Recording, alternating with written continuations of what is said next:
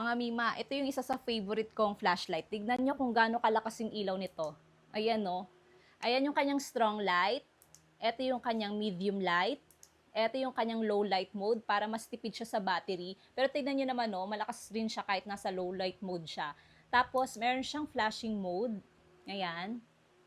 Meron din siyang ibang mode ng pag-flash ng kanyang ilaw.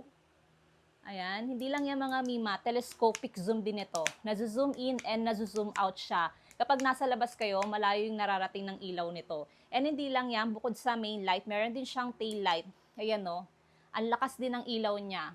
Ayan yung kanyang white light. Tapos meron din siyang red light for warning.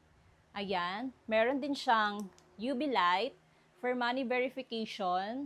Ayan, tapos meron din siyang red and blue flashing na magagamit mo for emergency purposes. Ayan, meron pa yung ibang mode ng kanyang pag-flash ng red and blue alternate. Ayan.